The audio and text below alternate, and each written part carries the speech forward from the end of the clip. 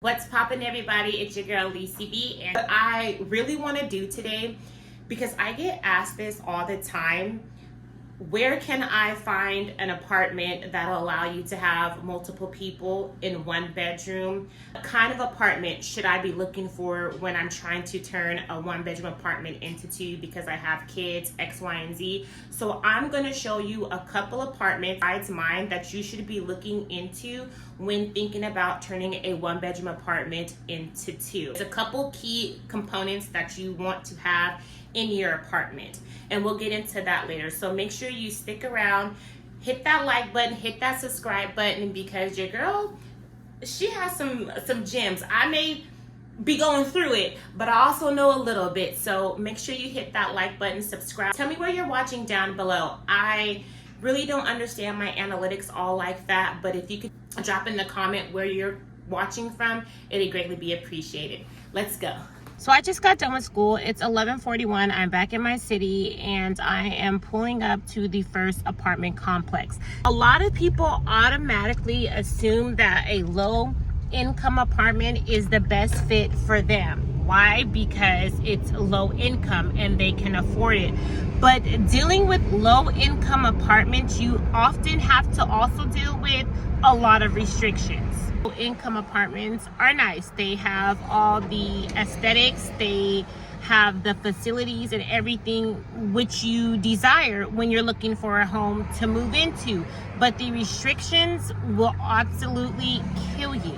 And what do I mean about the restrictions? Well, when you deal with low income apartments, they often can tell you how many guests you can have, how many people you can have in your room, how long they can stay, things like that. And so when I was looking for an apartment, I opted out of dealing with low income apartments because they have the restrictions. And then not only that, when you recertify each and every year that you need to stay there, if you fall out of those income restrictions, then you're back to square one. And the discount isn't often worth the headache that low income apartments give you. So that's rule number one. If you're looking to turn a one bedroom into two and have multiple people in your unit, don't go for a low income apartment. This apartment complex seems to have chargers for your electric cars, which is really nice, but oftentimes a lot of people get hooked up on the amenities and don't really focus on what the actual apartment looks like and will it work for you and your family. Don't get caught up in amenities.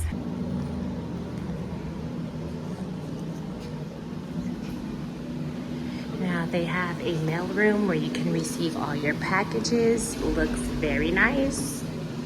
Let's go ahead and head to the leasing office.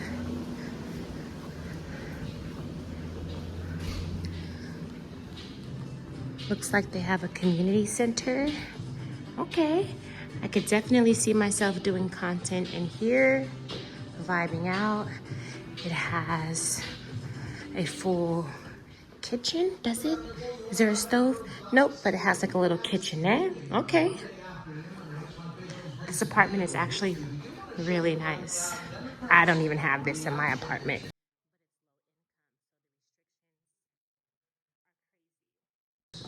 They also have a pool, which I don't have as well. Okay, this is cute. This is newly built, so let's see if anyone's in the leasing office. Let's see. So I can't show you anything, just because we don't have them ready. We might have them by Friday available to you, but we're just not 100% sure. Okay, do you have like a picture of them? Or I have a floor plan right here. Okay. So we weren't able to tour this apartment complex because there's no units available to actually show, even though there's some available. But she did give me a brochure. Now this brochure says that a one bedroom, one bath is 626 square foot, which is already a no for me. I would go for 700 or more for a one bedroom. Also, this apartment here doesn't have any kind of nook. So that's a no for me, because we want to optimize space. When you're living in a one bedroom apartment that you're trying to turn into two or three or whatever the case may be, you need to have the apartment allow you to make do with what it's already there. So meaning you're going to be turning that living room into a bedroom. That dining room is going to be converted into a living room. You're going to be doing the opposite. So you look for apartments that have a nook, because that will save you space. You won't need a dining room table. All you will need is bar stool type chairs so you and your children can eat. And if you decide to have guests, they can have somewhere to sit and eat as well. The other reason why this apartment is a no for me is because it doesn't have a washer and dryer in the unit. Now, me being a single parent, busy parent, I don't have time to go down to the laundromat at any time. I want to be able to wash my clothes in the comfort of my home, because let's be honest, just because you put in a load in the wash doesn't mean that you're going to get it out of the wash in time. And I don't want other people touching my clothes and things like that. So this would be a no for me. I wish that we would be able to view the apartment in its entirety, so that way you could really see what I mean, but we're not able to do that. It is affordable. It is affordable housing, but with affordable housing comes a lot of restrictions. And yes, the amenities are nice, but we really don't care about amenities. We are only trying to get a place that will make it comfortable to live and all of that. We don't care about a swimming pool, or at least I don't. We don't care about a community area, nothing like that, because this is going to be a temporary living situation. We just want to be comfortable. We want to have space, and we want to make do until we get to the next part of our life where we can buy a house or afford a 2-bedroom, whatever the case may be. So although this whole apartment complex is nice, it wouldn't be a suitable fit, because one, again, let's go over it. You want an apartment that at least has 700 square foot. You want an apartment that at least has a washer and dryer in the unit, because that adds up. Going to the laundromat is very expensive. I don't care if it's at a laundromat facility or in your complex, that can add up. And sometimes we just don't have the money to be able to pay for that. Yeah, we have laundry soap and stuff like that, but them extra quarters and all of that, we ain't got time for. Bill me with my PG&E or my water bill. Not right then and there. And then when it comes to creating a full wall, the way that this is set up, I would have to create a full wall from literally wall to wall, and then it wouldn't look right. It wouldn't be cohesive, if that makes sense. So let's go try to find another apartment complex and see what we can find there. We are at apartment number 2. Let's see if they have any units available to be able to tour. They have a gym in this apartment complex. So if you wanted to get your workout on, baby, you could get your workout on. They also have a pool here if you like to take a swim. They have a community center, but it's attached to the leasing office. And from here, you can see the pool. So what is the pricing for a 1-bedroom? $18.75. 18, and then that's the closet? Yeah. For the 1-bedroom? Mm-hmm. Okay. I have a closet to the closet, oh my gosh. I have a picture to the walk-in closet, since it is a little bit slightly different. So you see how that one's like more open? Yeah. This one's a little more narrow. But that's for the 1-bedroom? Mm-hmm. Okay. Yeah. I like that one better. Okay, and then so I can bring my two kids to the 1-bedroom. So are you asking like occupancy? Yeah. It would be, so the way California works is 2 plus 1. 2 plus 1 in the living room would be the 1. So, okay. Yeah. Okay. All right. And then what is the requirements for if it's 21, the requirements is 2 times the rent or 3? It's 3 times gross income, 600 credit score, 3 years of verifiable rental history on a lease. Those are our original requirements, right? Okay. Getting to my apartment, this would extend a little bit more here and on the side. So that's where we eat. It's kind of like a little breakfast bar. Yeah, like a little breakfast bar. Oh, so here, that's what the bathroom looks like. Oh, okay. Yeah. Okay. All right. And so then when I would walk in, I would walk just like this. Yeah. And then the hallway, I would probably stop about here. Yes. And then the laundry room would be here. Correct. Okay. And then pretend that this was the room. Would it be this size or the size of a master? I feel like it's not the size of either one.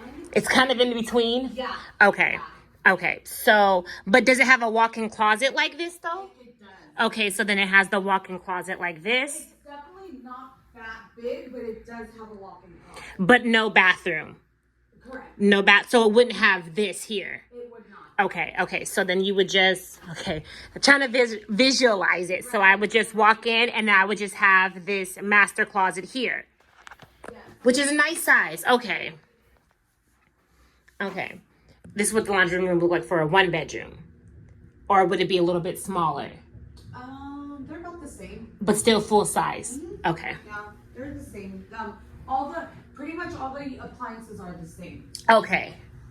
This size, not exactly, it's not that deep, but it's very similar to Okay. that size. No worries. Okay. To use the square footage because I'm used to my old property. Okay.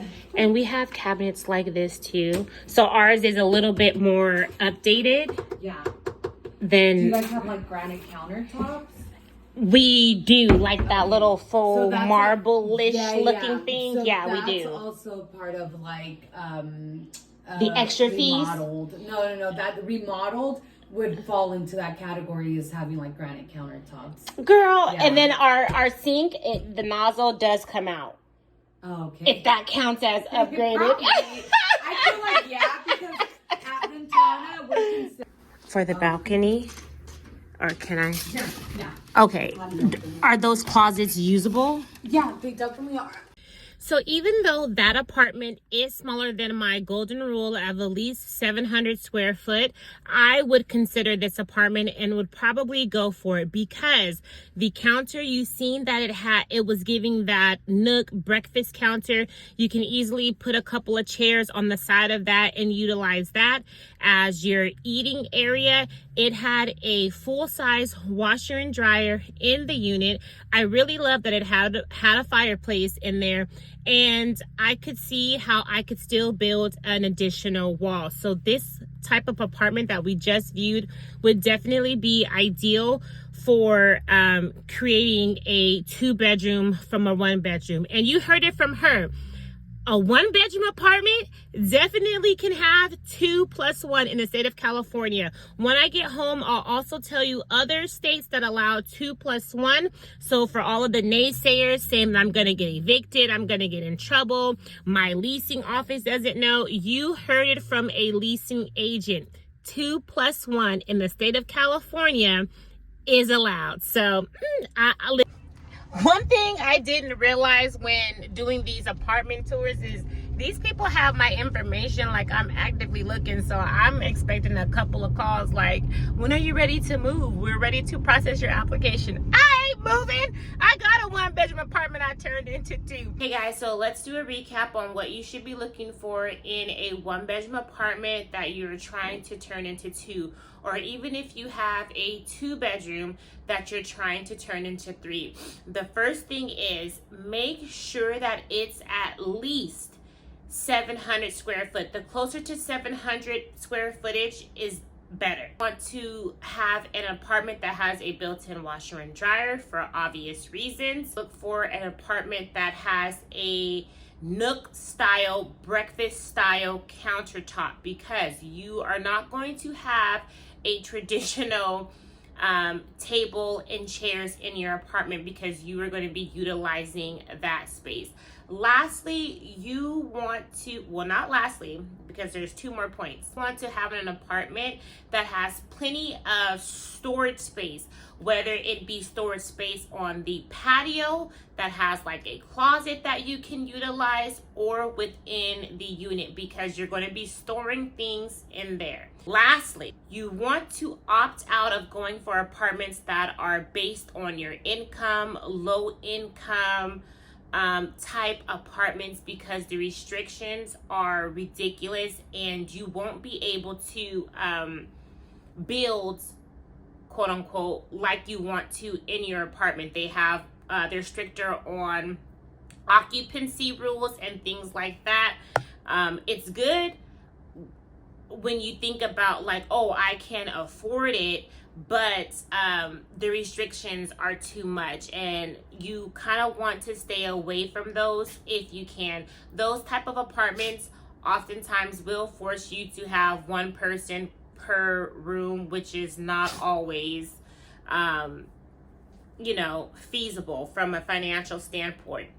Oh, I do want to insert, when you are looking for 1-bedroom apartments or 2-bedroom apartments that you're trying to turn into an additional room, try to think about the long term. Say you know that you want to buy a house, but maybe your credit is not right. Maybe you need to start saving money. So you're going to be in that apartment for 2 to 3 years.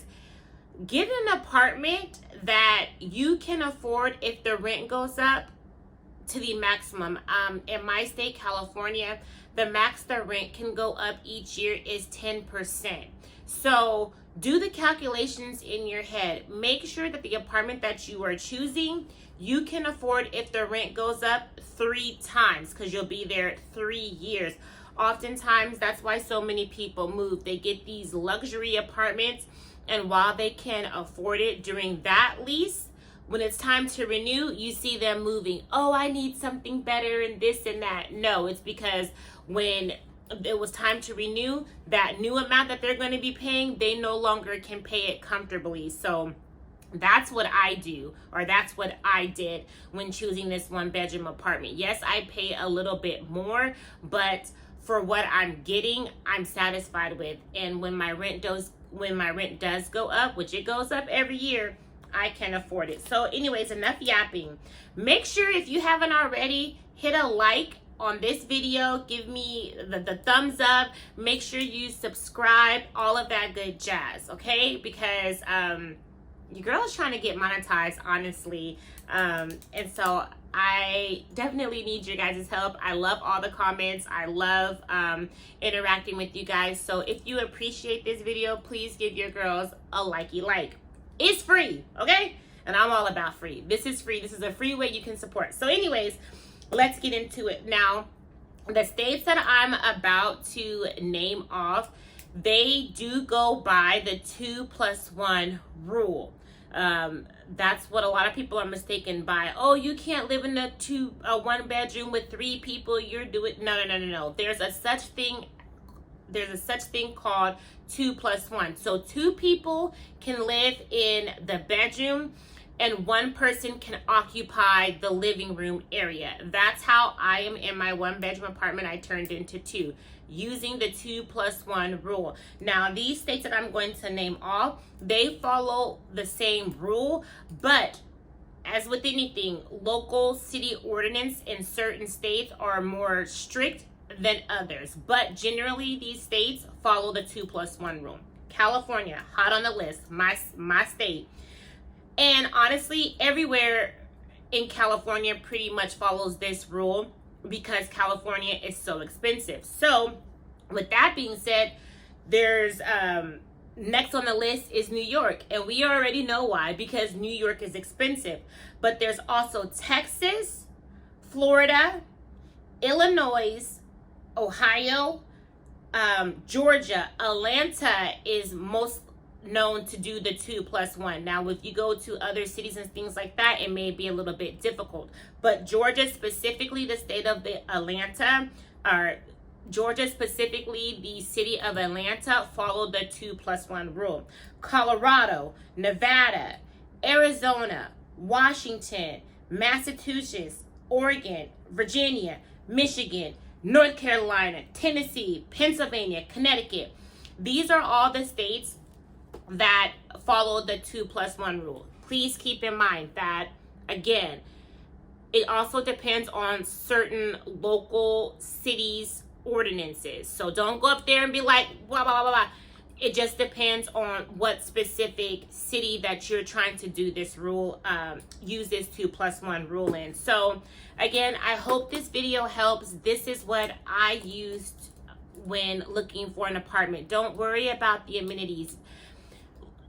Don't worry about the amenities if this is not your long-term goal. You know, for me, this is not my long-term goal. If you don't know my story, make sure you scroll back a couple of videos or shorts and you can see how I ended up here. But if this is not your long-term goal, you need to stack your bread, save your monies, go to work, come home, do what you have to do, and that's it. So you're not really concerned about the amenities. Do they have covered parking? Do they have a swimming pool? It would be nice if I had a swimming pool for my kids, because then they could be out there in the summer, but it doesn't. But this apartment fits our needs. So again, thank you so much for watching. My name is Leasie B. If you haven't already, and I don't know why you haven't, make sure you hit a little likey like. It is free. Make sure you subscribe to my channel. I'm just a single mom, a single struggling student, full-time mama making a way. And I definitely want you to see my journey, see how far I have come, and see how practicing these, practicing these things is going to get me into a better situation. And eventually, very soon, I will have my own house. So yeah, thanks for watching, and I'll see you guys on the next one. Bye.